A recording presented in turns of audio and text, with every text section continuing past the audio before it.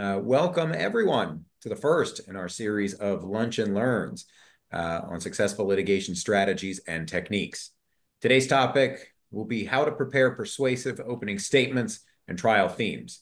This program is hosted by the ABA's Tort Trial and Insurance Practice Sections, Automobile Litigation, Litigation and Trial Practice, and the Staff Counsel General Committees, as well as our Solo and Small Firm Task Force. Thank you to our chair, Mark Lapp, for organizing this series, and keep your eyes peeled on your emails. You'll see some future dates with additional topics coming out soon. My name is Sam Segal. I am the owner of the personal injury law firm, the Law Offices of Samuel A. Segal, out of Boston, Massachusetts. I will be your moderator today, and I am joined by two incredibly successful and talented attorneys who have volunteered to offer us their wisdom and experience, Derek Horne and Tamara Tomomitsu. So first, we'll give a quick biography here for Derek. A graduate of Tulane Law School, Derek Horne has a wealth of experience in both law and public policy. He began his career working for then-Senator Lamar Alexander and later worked for the U.S. Commission on Civil Rights. Subsequently, he served as Vice Consul for Policy and Management at the British Consulate in Atlanta. After moving to Savannah, Georgia, Derek worked as managing attorney for one of Savannah's largest personal injury firms. This pivotal experience set the stage for Derek to establish the Horne Law Firm PC. Horne Law has earned widespread accolades, including being the 2022 Pooler Chamber Business of the Year. Derek is deeply invested in the welfare and prosperity of the local community, as evidenced by his support for numerous charities, such as the Humane Society of Greater Savannah, United Way of the Coastal Empire, Theros Place, and Dance Savannah.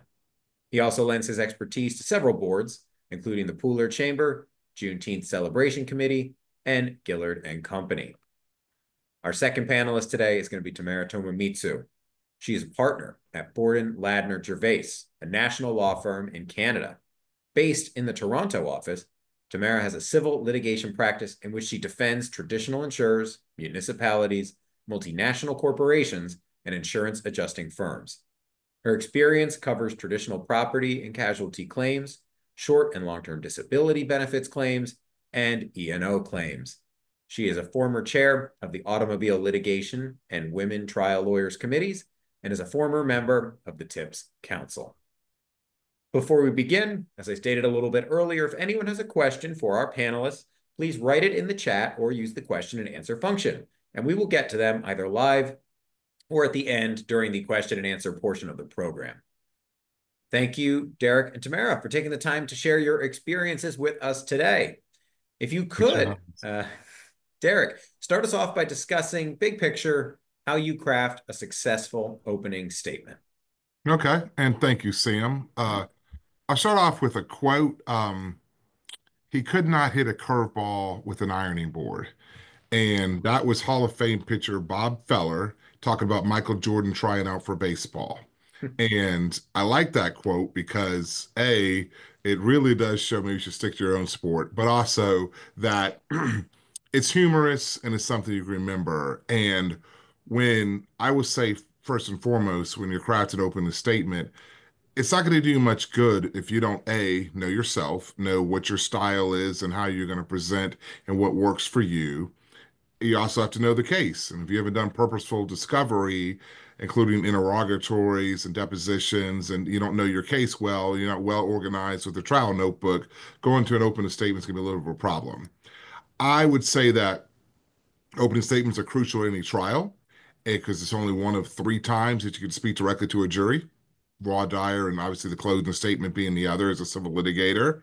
And when I craft a opening statement, I really try to think about how I'm going to go forward, and I usually stick to the same structure. I start with an intro, and then I do a preview.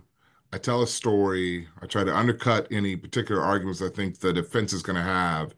I do a closing, and also before that, I decide if I want to use evidence during the opening statement. Of course, there has to be evidence that's going to be admitted to trial. So that's kind of, I stick to a general structure. I always write it down and then practice it. But of course, I never read it to a jury because you lose eye contact and you can't track what the jury's doing. But I do like to prepare a written statement and then even share it with a girlfriend and, read over it and things like that. But that's the basics of how I prepare an opening statement. And what are you looking for, Derek, when you're preparing an opening statement? The impact on your girlfriend, whoever it is you're reading it to. Are you looking for them to understand the case, be persuaded, think of problems you might have? What are you looking for? Well, I'm definitely looking for objective feedback, and sometimes she's not the best with that. And I will use other people sometimes if I really feel like I'm on the fence, and other lawyers too. But what I'm really looking for the most part, is am I telling a story that you can relate to and follow? Because juries are not the best, especially at the very beginning of a case, about following facts. There needs to be a theme and there needs to be a story that they can relate to. And I make sure that I am always telling that in the present tense, because it's every lawyer I've ever talked to about it, who's ever mentored me, says make sure I tell the story in a present tense. It was a beautiful day in October of 2016, and Miss Smith was crossing the street when she got hit by a car. Not in October, and not put it in the past tense where they can't relate to it being in the present tense. Very good. We'll come back to you, but first, let's go to our second panelist here from the defendant's perspective. Tamara, how about you? Big picture. How do you begin your work crafting a successful opening statement? Well, thanks first for having me. And Derek, I thought maybe I was going to get a quote from like Trouble with the Curve or Bull Durham. Um, I love baseball, so I've watched all the baseball movies probably multiple times, much to my husband's chagrin. Um, I, you know, Everything for me in a case when I'm preparing for whether it be a trial or a hearing, which I'm actually doing right now, starts with my closing. So I start with my closing because that's where I want to end, right? That's where everything comes together, and you have your last chance to either persuade a judge or a jury that you've got the winning case. And I start with a closing because the closing informs every step that I do from the start to the end. And so if I think that there are things that are really important for me to have in my closing, then that dictates my cross-examination, my examination in chief, and then it gives me an idea of how I want to set the scene in my opening statement. And I sometimes tape myself so that I can hear it back, because um, sometimes you think you're saying things in a certain way and then you hear it back and you're like, that doesn't sound anything like what I thought I was saying, right? So for me, really, it starts with closing, and then when I do my opening, it's just kind of a big picture. And some of that's going to depend on whether I'm doing a judge alone or a jury. If I'm doing a jury, it's going to be probably a much more straightforward, simple, opening, because I don't want to. I've also been told you speak how you write sometimes. And so instead of saying car, sometimes I say vehicle or automobile. And if you're speaking to a jury, I think just using more plain language is much better. If I'm, judge alone trial, or I'm got a hearing going, I may be more technical in my opening statement. So it does depend on my audience too. That's interesting. So do you usually begin writing your closing first and then you kind of use that as a springboard for your opening statement? I do, because I like to keep my openings quite tight as well. And that is a little bit of a factor that I do a lot of hearing work before a tribunal, and you only have 15 minutes for an opening statement. And the first time I had to do it, I'm like, what do you mean I only have 15 minutes for an opening statement? And you start to sweat and you start to worry. And what I've learned from that is it really helps you distill the most important pieces of information that you have to get across, how you want to persuade, as opposed to, I think we've all heard the saying, right? It's much harder to write something concise than something sprawling. And so I think that's really helped me to hone my skill and focus in on what I think is most important. But yeah, the closing informs everything that I do. So for this particular hearing, actually, I have one starting on the 2nd of December. My draft closing, it's getting tweaked as I go along, but my draft closing was done 3 weeks ago. Wow. Okay. Are you working on the opening statement now? I'm working on my cross now. Opening will probably be the last thing that I work on. Okay. So Yeah. you actually end your preparation with the opening Yeah. statement.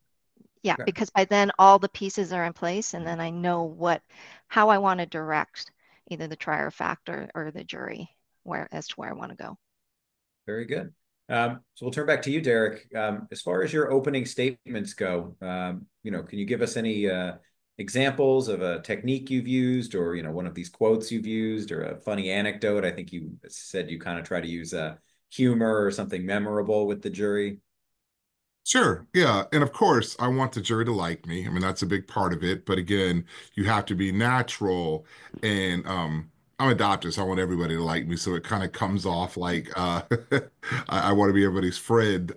But in when I'm doing it, I do try to remember certain things I've been taught over the years. Like one is to use concrete terms because juries, and Tamara's kind of alluding to this a little bit, um, they don't like complexity, and you have to use plain everyday language. And also, I like to use terms that I know people, I've general idea of how they're going to relate to them. If I say a crash, people have an idea. If I say, scar or shock or boom or scream, they have an idea in their head. If I use abstract terms like fairness and justice and equity, people have their own experience, their own intelligence, their own background, that they take those things, and it just invites philosophical disputes. And I'm not looking for the jury to go back and have debates about what is justice, what is fairness. I want them to remember the facts, and most importantly, how it relates to my theme and whether it follows. Of course, I want to have the three C's: the credibility, the confidence, and the command of the facts. And credibility, the one thing that I would say is like really important is not to oversell the jury. Like Tamara, I keep it concise. I don't want to go in and have because at some point juries get bored, and there is the what do they call it? They call it primacy, and the first and last things you say to a jury are the things that they most are likely to remember. And the stuff in the middle, a lot of times, is just how our brains work. We lose a lot of sight of that. So, but in order to strengthen the credibility, I'd rather underdeliver. Under promise and over deliver than over promise and under deliver, because that's the easiest way to have a jury, question whether, you're telling the truth and whether you're credible and whether your client deserves justice. All right. Tamara, how about you? How do you manage to develop your credibility with the fact finder, either a judge, tribunal, or jury, in your opening statements? Well, I think what Derek just said is really important. I fully agree. I'm cautious in my opening statements. And I think even in the one that we did together, Sam, about a year and a half ago now at the section conference, one of the comments that I made in my mock opening statement was, you've heard from plaintiff's counsel, you've heard from me, we've made a lot of promises. At the end, you'll want to remember who's delivered on their promises, right? You really don't want to underdeliver. And I think it's different, if it's a jury. I'm much like Derek. I like to use humor to diffuse situations, and I think it puts everybody at ease. It makes people feel more comfortable. Maybe a little bit of self-deprecation, because like it or not, lawyers have a certain kind of reputation, I guess, when we step before a jury. And I think if it's a judge, I just want to be very matter of fact, or an adjudicator, I want to be very, very matter of fact. I don't want to overreach. I'm very careful about statements with respect to the law. You don't want to get something wrong there. And you really don't want to get into argument, right? So that's something that I really, especially in front of when you're just doing a judge or a tribunal, you really want to be careful with that sort of thing. Yeah, so that kind of leads into my next question here, which is, if there is something that comes up during an opening or your opposing counsel's opening that you find objectionable, what's your strategy on dealing with that, either live or at the end of the opening statements? And we can start with you, Tamara, and then we'll go back to Derek. Depends on how objectionable it is. I mean, if I can help it, I wait.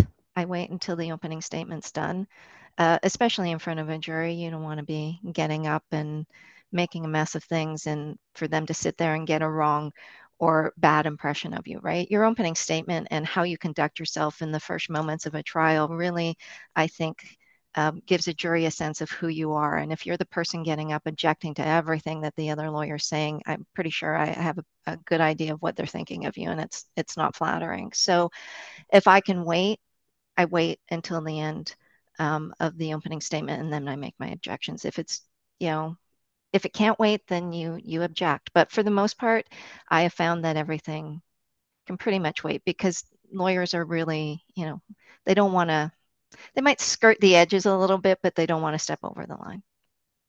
Okay. What about you, Derek? Do you have a strategy? How do you handle objectionable material in an opening statement? And I would echo a lot of what Tamara said, unless it's really objectionable.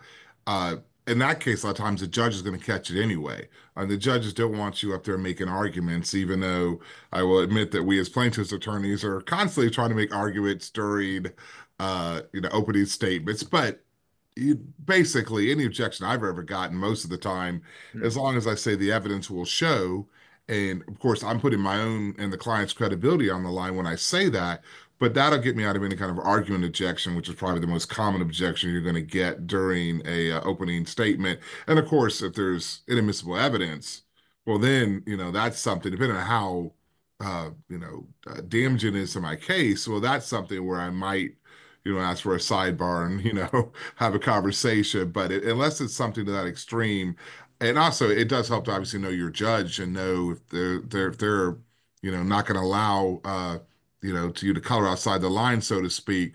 Well, the defense counsel or the opposing counsel starts doing that. Typically, the judge is going to come down, and then I get to sit back and look innocent, and graded. The judges are what, like, taking away the credibility and and putting a shadow over the opposing counsel in the eyes of the jury. Hmm. And I guess that kind of goes back to the promises that Tamara brought up and who's kept their promises at the end of the case. Is that what you mean when you say, the evidence will show? Mm-hmm. Mm-hmm. Yeah, Yeah. because it's a way, and it's also a way of arguing without arguing, right? Mm. Without at least being called out for it. Because ultimately, what I want to say is my evidence is better than theirs, but of course I can't say that.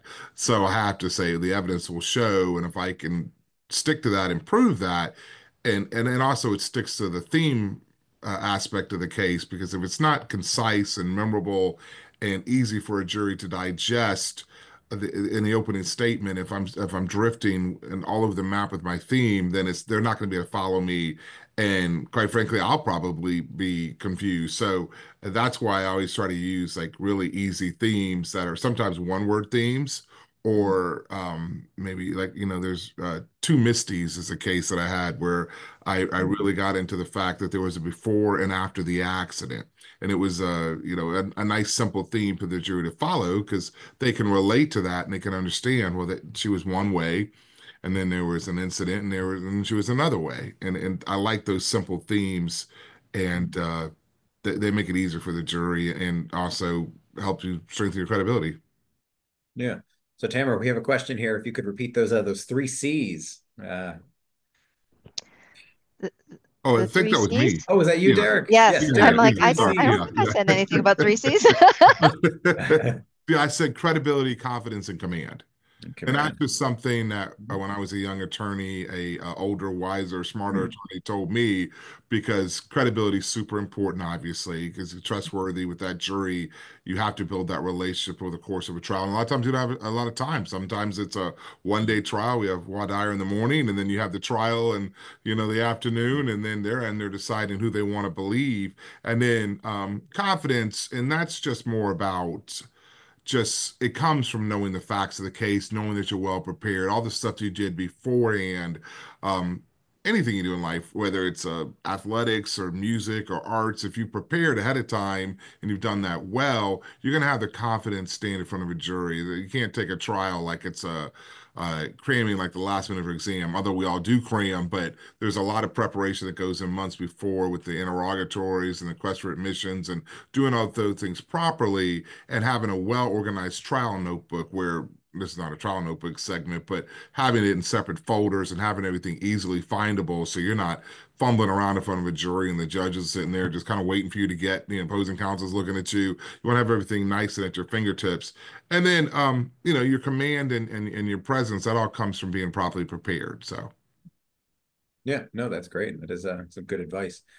Before we move on to the trial themes portion of this and how we develop them, are there any pitfalls that you suggest people look out for when they're preparing their opening statements? We'll go back to you, Tamara. I think we've talked about, the major ones already. Not making argument in your opening statement is a big one. Um, up here, you can't ask for a certain sum of money in your opening statement. Um, that's sure to get your opening statement struck. And again, just over promising in your opening statement. I think, you know, especially with juries, they catch on to things, right? And so if you say something in your opening statement, then they're waiting to hear that during the course of the trial. And then if it doesn't come out, you know, they're deliberating, they hear a closing statement. Maybe your closing statement had to change a little bit because you didn't get the evidence that you wanted. So it comes back to that credibility comment that Derek made earlier. I think everything that you do throughout the trial has to, be the next stepping stone for that. And if you overpromise in your opening statement, then that's a real issue. The other thing too, I think I would say with respect to opening statements, and Derek talked a little bit about this, I think in the confidence and command portion of the three C's. I don't like to read my opening statements. So I, for a lot of reasons, I just think you come across as more confident if you're speaking to people as opposed to going up and down with a piece of paper, or on an iPad. Also, sometimes you might get to a part and you kind of skip ahead and then you come back to and you're like, wait a minute, I've already said that, and then that just makes you look like you don't know what you're doing. And it also gives you an opportunity to connect, especially with a jury, right? And as you can tell, as I'm sitting here, I talk a lot with my hands. I gesture, I lean in, I lean back, I move around at the podium. So if I'm tethered to a piece of paper, I can't do that.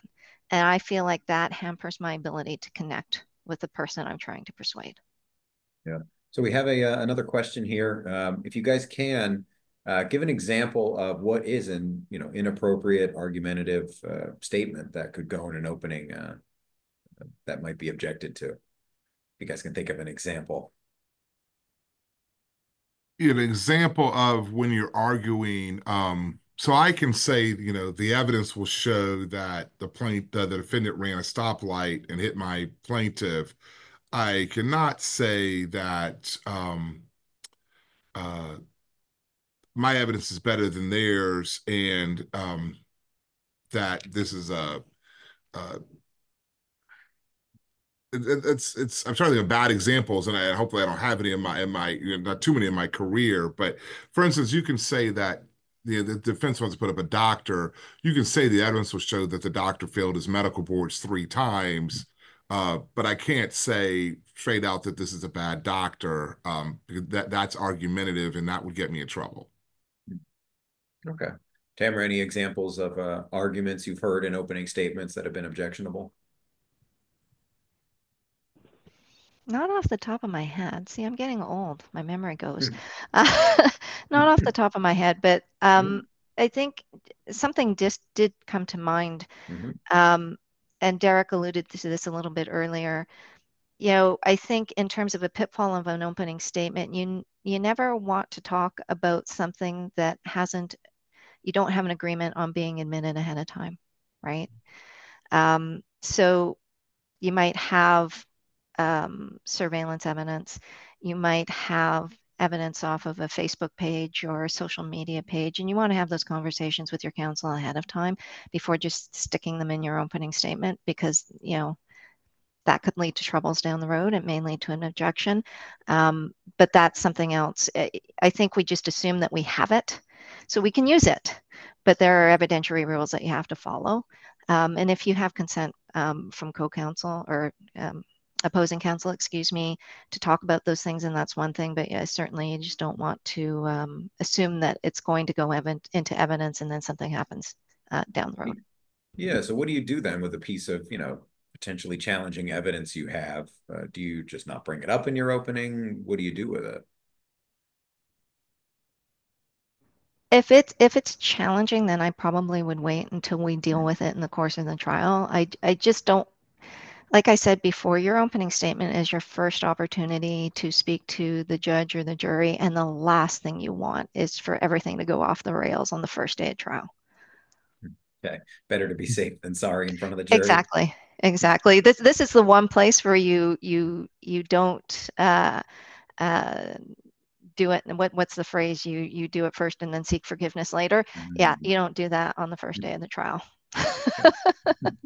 And Sam, I would say before we get too far away from the don'ts, because there's one thing I want to mention, and Tamara's right, don't jump back and forth when you're talking about the history of your case and the facts that are in dispute or what you're actually litigating.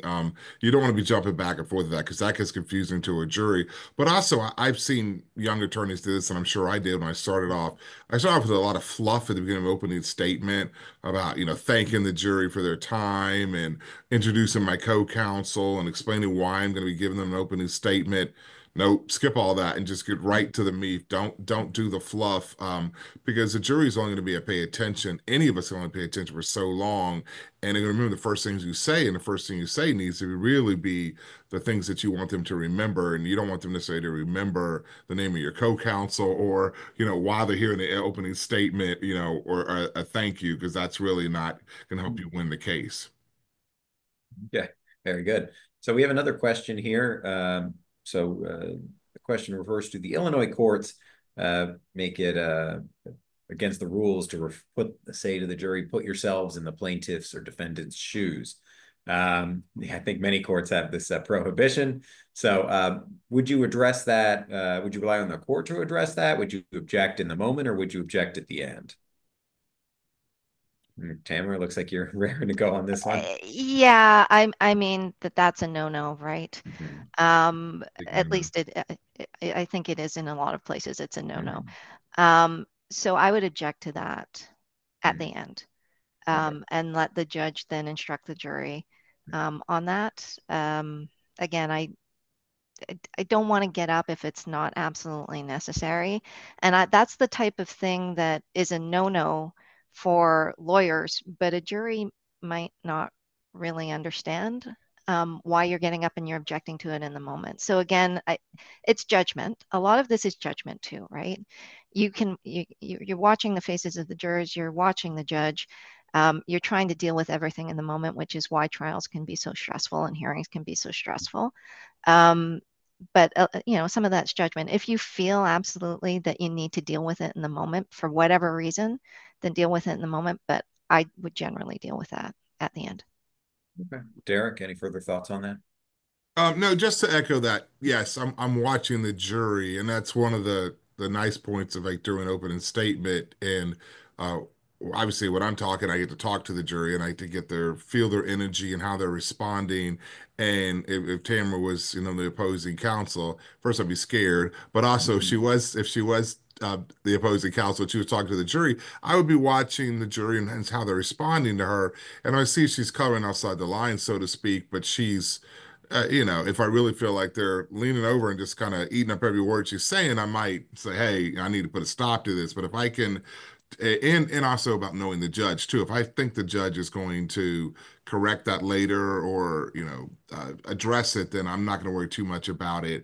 And if the judge knows, which he or she would, of course, that that's inappropriate, and I don't say anything, but I'm not feeling I'm losing the jury, I'm not too concerned about it, then I've just got some credibility with the judge too, because they want to get the trial moving and they don't want to drag it out any longer than it needs to be. Because they got, especially post-COVID, most of the judges that I've interacted with, they want to get stuff off the docket ASAP, because it's just they're just overwhelmed, quite frankly. And actually, just Derek, that's such a good point.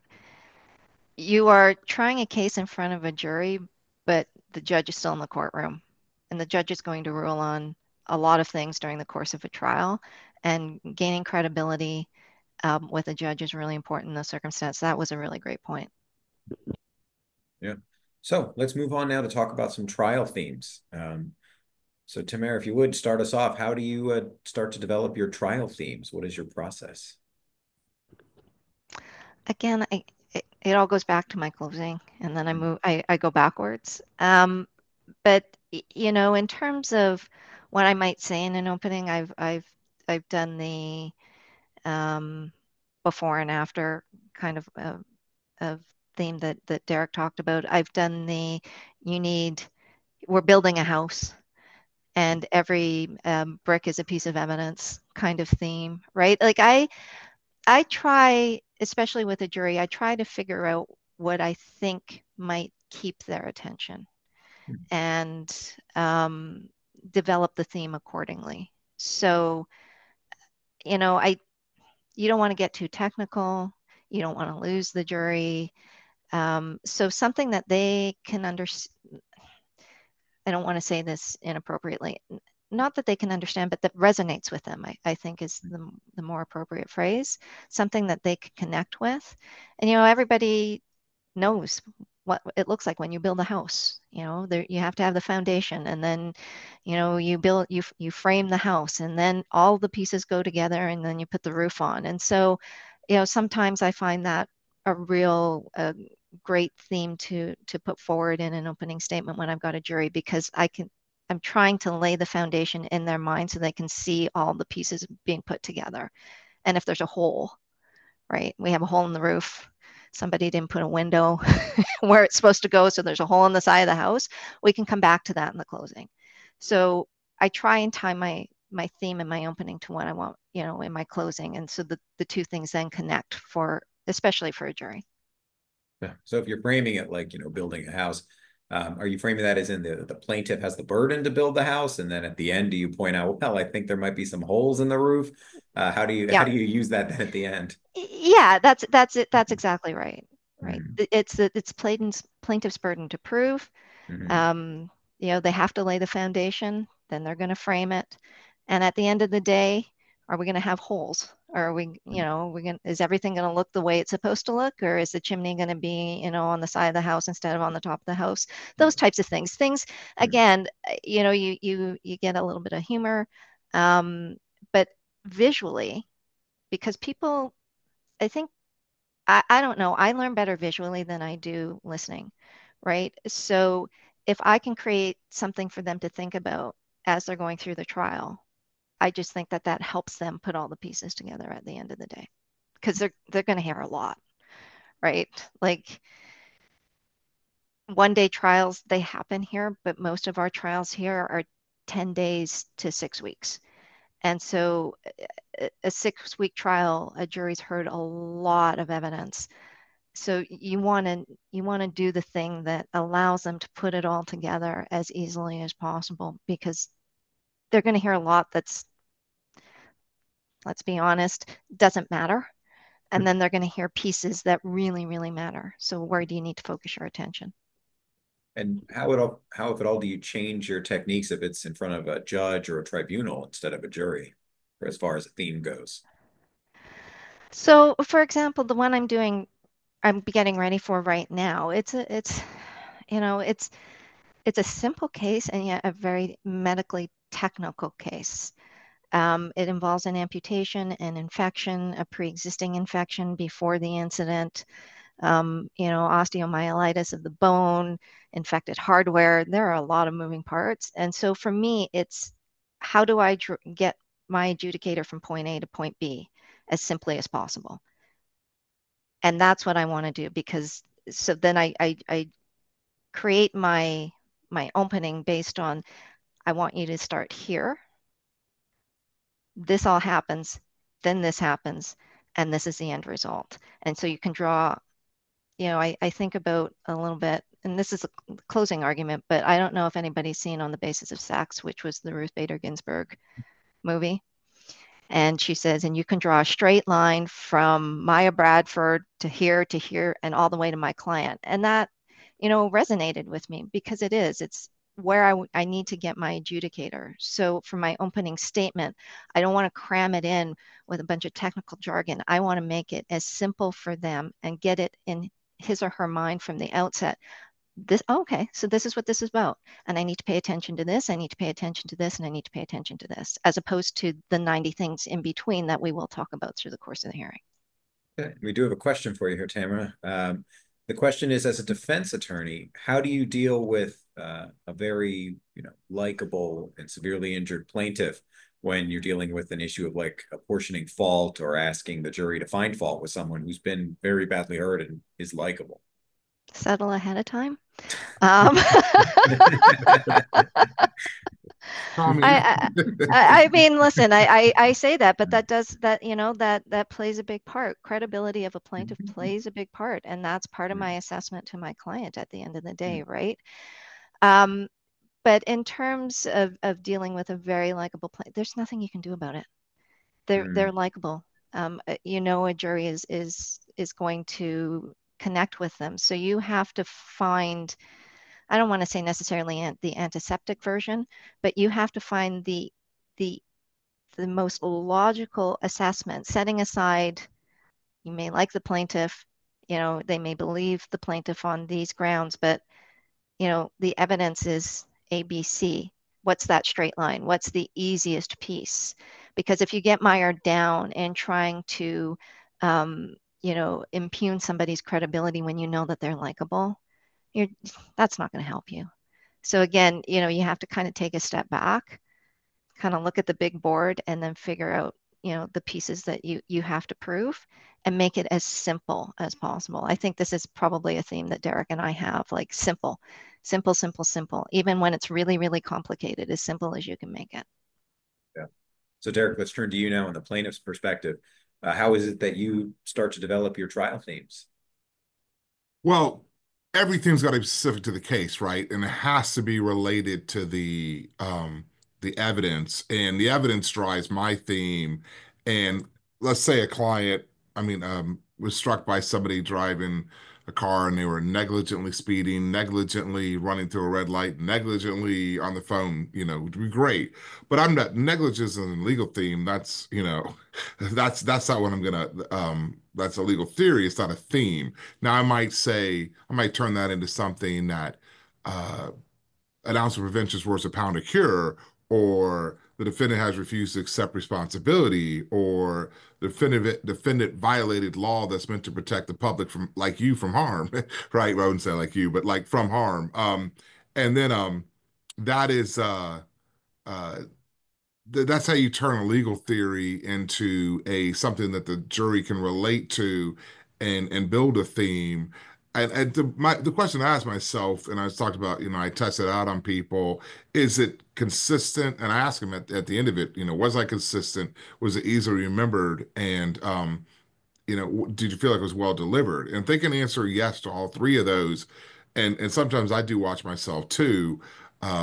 I don't record myself that often, but sometimes, especially early when I was doing it, just to kind of watch my gestures and stuff like that, because I do too. I have a tendency to pace, and that's not good because it can make you look nervous. And I just like to, I think better on my feet. I think better walking around and moving, but that's distracting to a jury to move too much. So I had to coach myself and teach myself that, I can kind of move the upper half of my torso, but my feet kind of need to stay anchored because juries have so much going on, and they're a lot of them have not had any experience with the legal system whatsoever, and this is their first trial, first time sitting on a jury.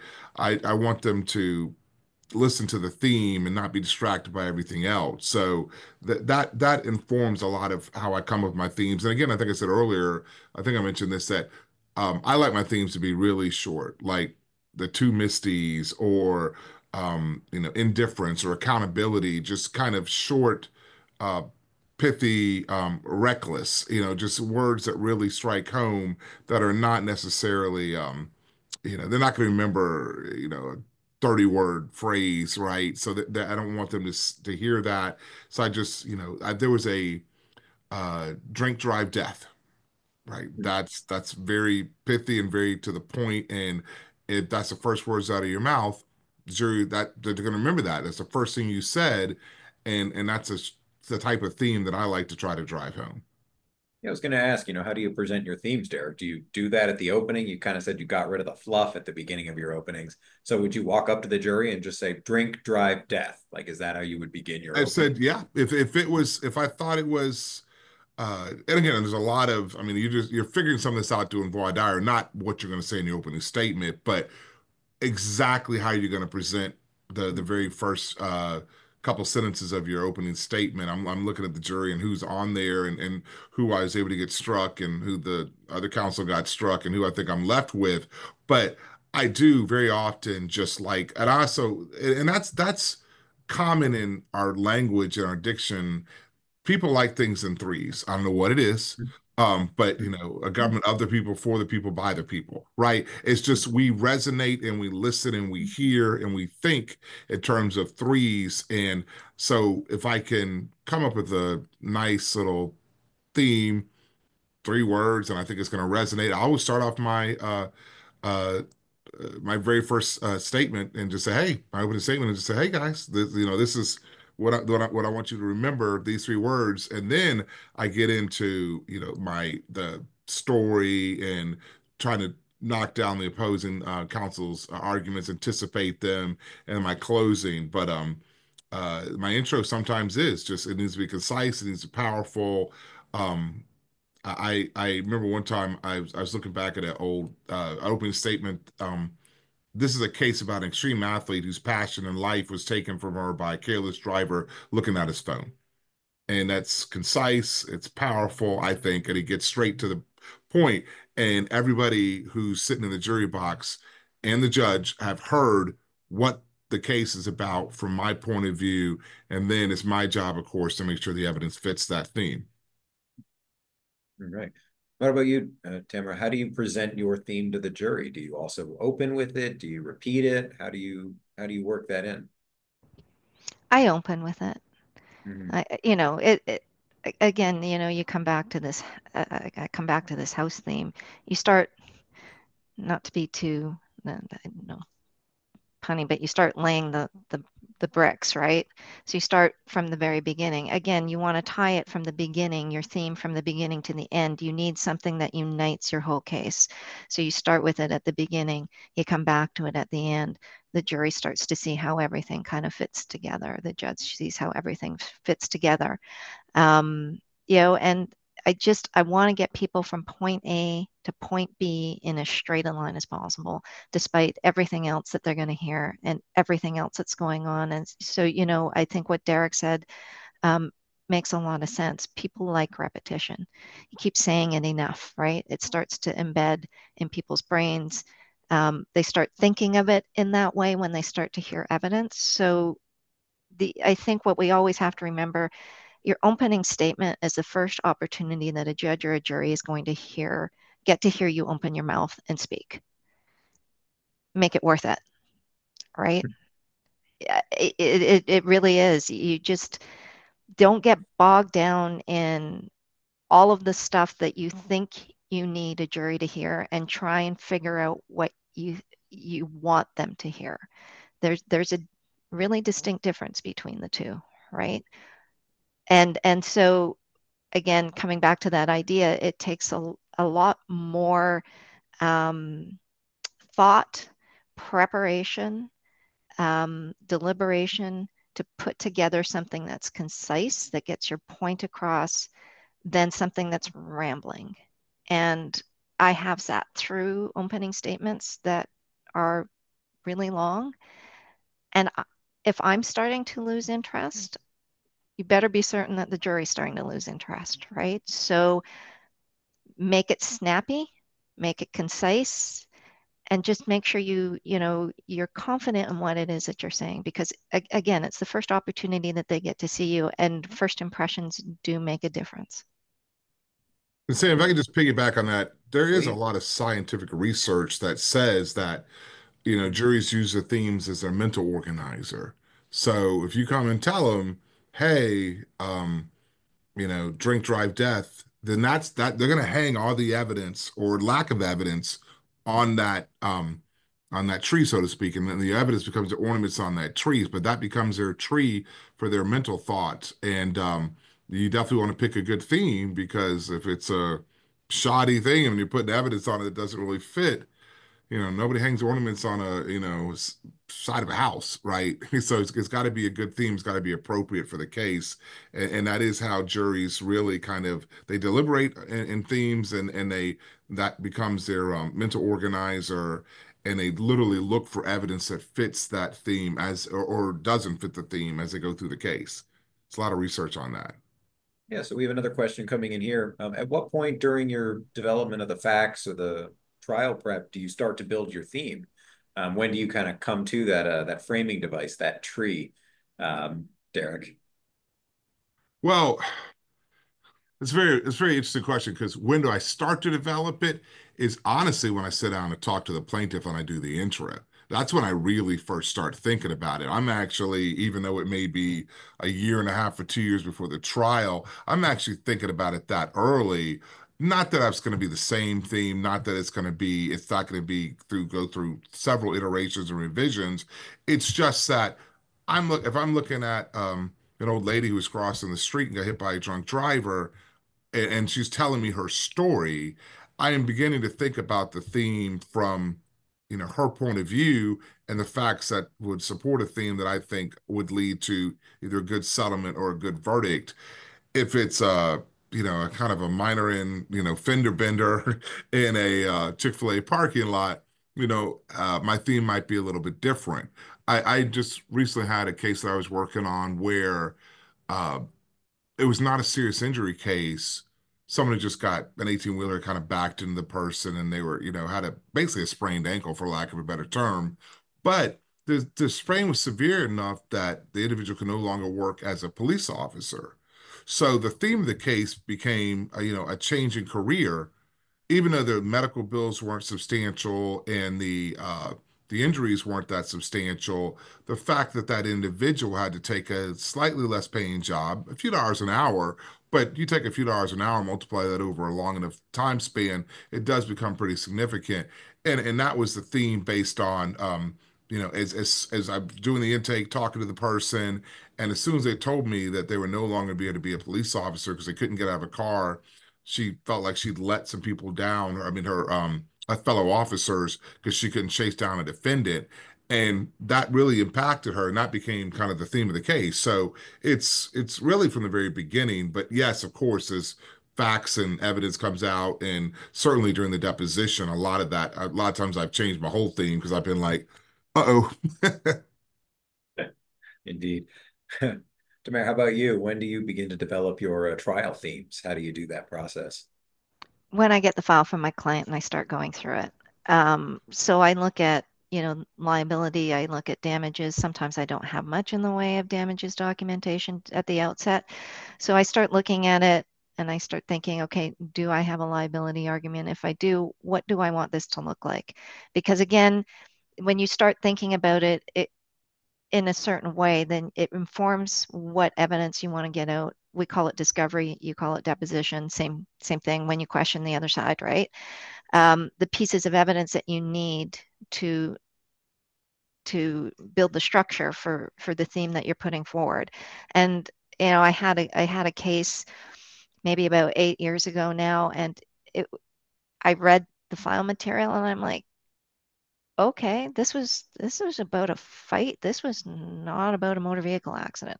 It was about a fight in a parking lot, and the guy got hit in the head and then tried to run away. Um, so, that started to build my theme from the outset, and then all of the pieces of information that I got as I went through the file and we did the discoveries and what have you, kind of added to that.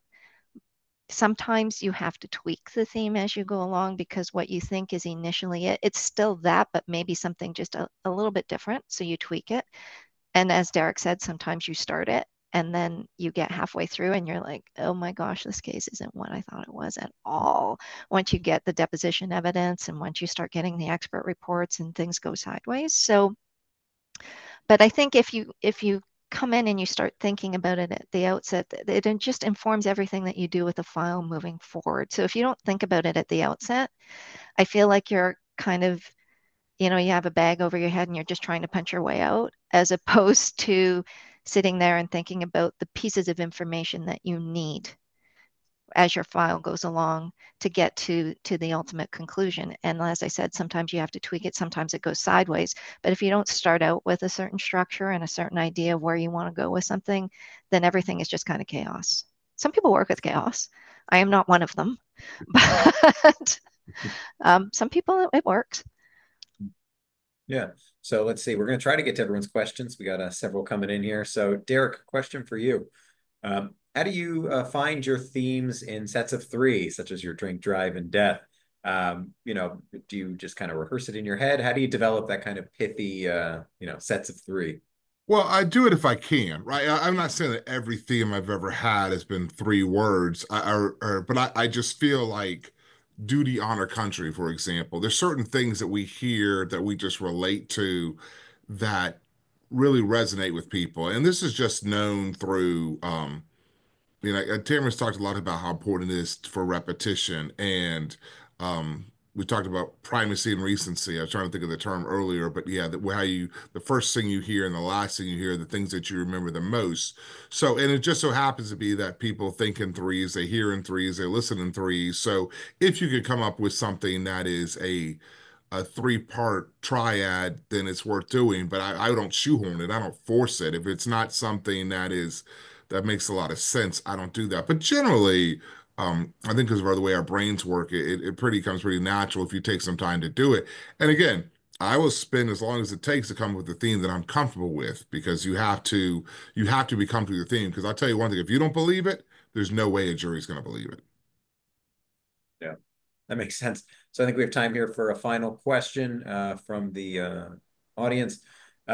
As far as developing your opening statements, what do you do to try to make sure there's no miscommunications, like the messages that you get out to your jurors is the one you intend? We'll start. How about we start with Tamara? I've actually never thought of that way. I guess it's preparation and looking at your opening statement over and over and over again. Um, you know, you have to identify the pieces of information and what you want your jury to hear and how you set your tone. Um, and so if you go in like sometimes with young lawyers, so much focus is, and this is probably a factor of TV, so much focus is on the closing statement. You give this great closing statement and everybody is like in awe, and you leave the room and the jury's deliberating, and you see it over and over again on TV, and people forget about the opening statement. But the opening statement is what builds your foundation for the rest of your case. And so again, I think it's just a matter of preparation. And I go over it and I go over it and I go over it and I wordsmith it and I put things in and I take things out. And then when I think it's where it needs to be, I have somebody else listen. I have another lawyer in the firm listen to it. And then I ask them, what do you get from that? And if they tell me that they're getting what I want them to get, then great, I'm good. If they're telling me something completely different, then I know I have to go back and I have to work on it again. It's such an important foundational piece for your trial or your hearing moving forward. Don't don't overlook it and just keep working on it. I had our firm has this course that we do for our young litigators, and we bring in other lawyers. And when I was going through it, we had this lawyer come in from Texas as part of the American Trial Lawyers Association, and he gave this opening statement. I can't even tell you what the case is about anymore, but he gave this visual of this lonely man sitting in his living room with a tiny little light that he would turn on and off. And I remember that. That was 20 years ago, and I still remember that. The visual that he painted at that particular moment was so compelling for me that I still remember it. I don't remember anything else. So from that moment on, I'm like, that's what I need to do. I need to create this visual identity, this visual for my jury, so that that's what they remember for every point of my case moving forward, and then I tie it back in my closing. I know that went a little bit off, but I was thinking about that as we were talking about the themes and what have you, and I just remember that opening, and it was, I mean, he also came to court and his briefcase was a saddle, which was really cool. But Wow. but it's just this visual that he created, and I think about it all the time. That's great. Derek, any final thoughts on that? How to make sure you're communicating your message is getting through to the jury correctly? Yeah, well, one thing I would say, and Tim is right, we've touched this a few times about keep it simple, but also preparation, write it down, share with others that, you respect their opinions and get good feedback. But one thing I don't know if we touched on this earlier is definitely don't ignore evidence that is harmful to your case. Highlight it, knock it down, because you can't just skirt around it. It's going to come up. You can't run from it.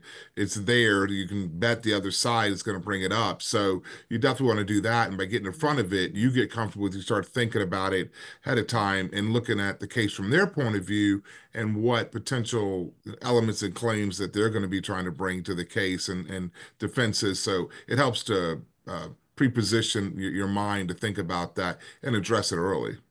Yeah. Well, gotcha. I mean, I could talk to you guys literally for another hour about all this stuff. Thank you so much for your contribution. So, thank you, Derek. Thank you, Tamara, for joining us today. Thank you, everyone else in the audience, for joining us. This is our first in the Lunch and Learn series. So, keep your eyes peeled. There will be more. So, take a look out for some more announcements, and we hope to see everyone again. And feel free to come to some of our tips committee meetings. I know at Auto Lit, Staff Council, litigation trial practice, solo small firm. We're all a great crowd. So please come join us. And we look forward to seeing you again next time. So thank you, everyone. Thank Thanks, you, everyone. Have a everybody. great day. Thank you, Sam.